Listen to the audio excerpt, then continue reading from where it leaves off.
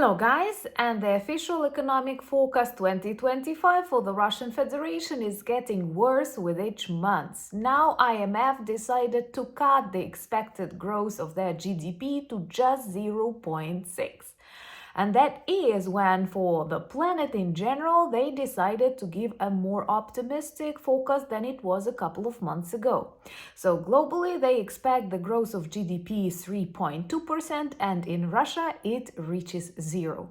With more Ukrainian drone sanctions and more oil on the markets, cheaper prices, we can actually achieve this number by the end of 2025. And please remember that the Russian economy is fueling their war machine.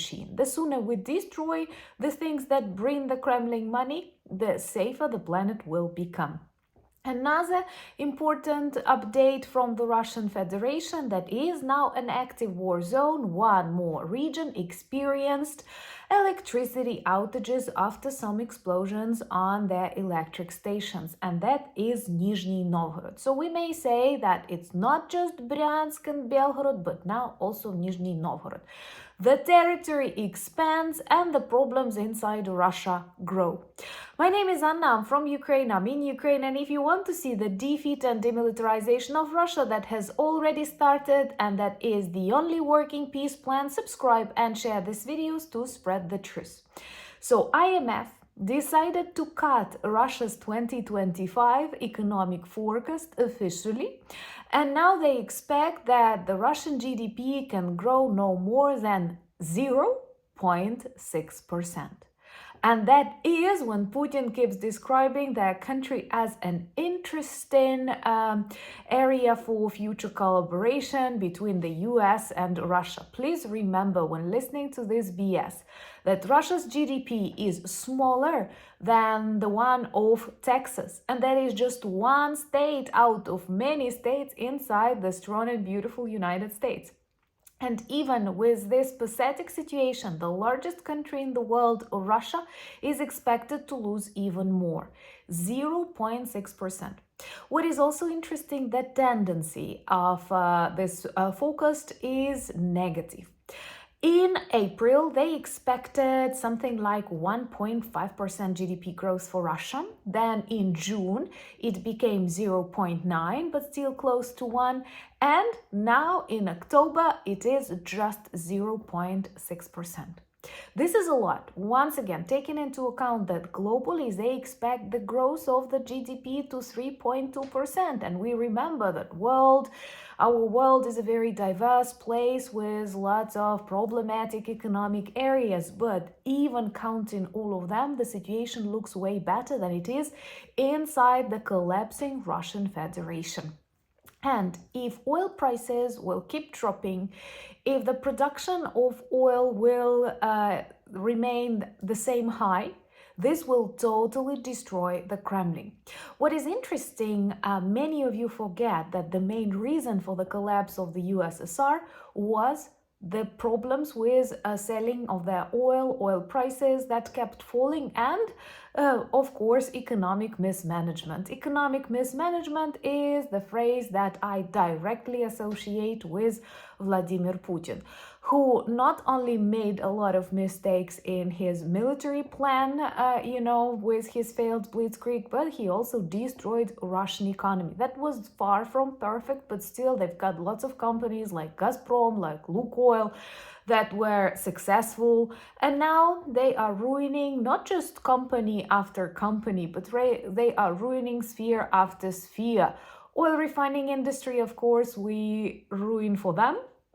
But real estate, banking system, trade, clothing, IT, everything, because they decided to invest all their money in the destruction of Ukraine. But here we see that God protects us and it actually returns back to them and destroys Russia from inside. Subscribe and share the truth, because many good people still live in this, Cold War style image of the Kremlin, when it's far from that. The Kremlin lost its former republics. We became free, and that what gave money to the Soviet Union, but not anymore. So returning back to oil, there are serious reports about the excess of oil production, and for 2026 the forecast is even better from an ordinary Ukrainian perspective. Plus, it also means that if you have too much oil, you have lower prices. OPEC countries promise to continue working.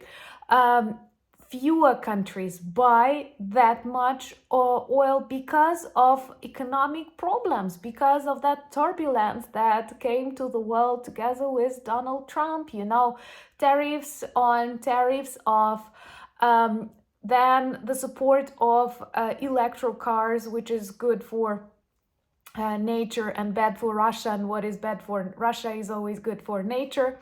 So altogether leads to the fact that fewer and fewer companies consume that many oil, and Russia is losing here too. Same, they have serious problems with this extraction of oil, because they have only very complex places left where it's super expensive. And the lower prices are, the more the Kremlin loses.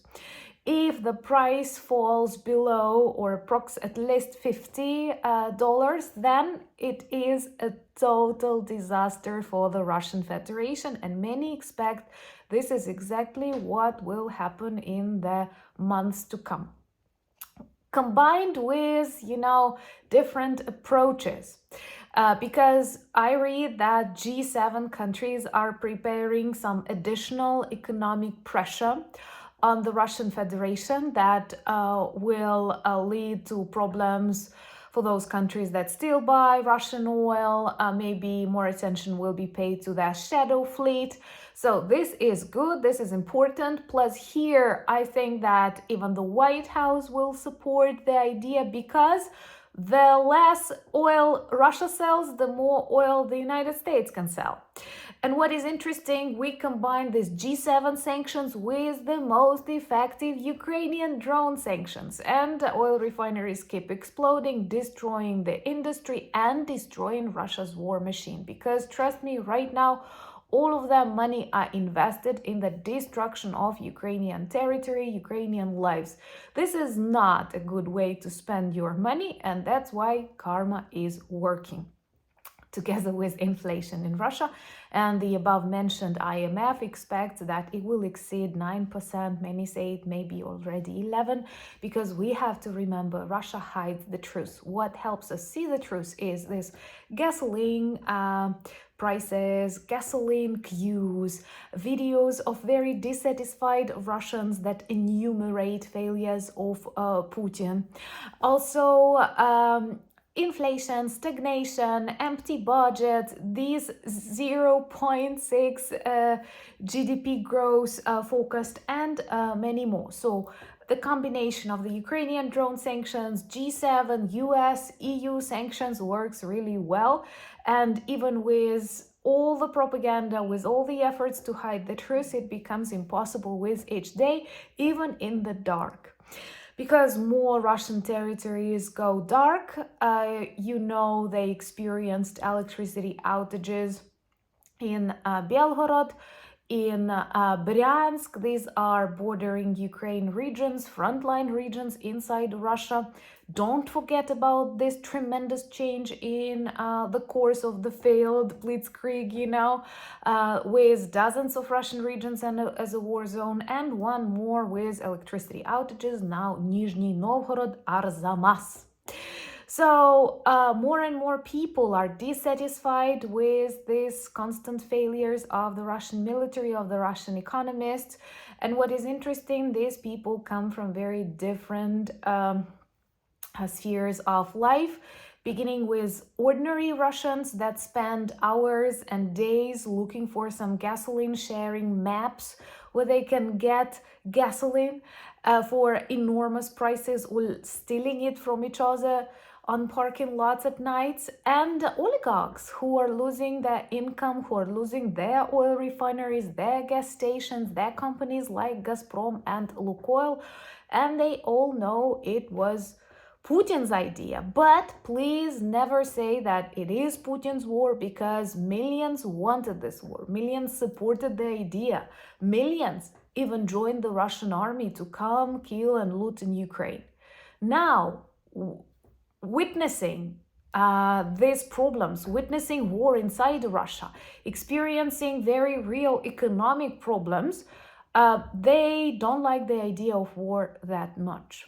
And trust me, the collapse of the Kremlin regime will be fast and very memorable. Subscribe to witness that together, and also follow me on Anna Danilchuk channel and other social media platforms: Instagram, Blue Sky, Threads, Discord, and X. You will find the links in the description of this video, same as the link to our merch shop with a new Halloween collection.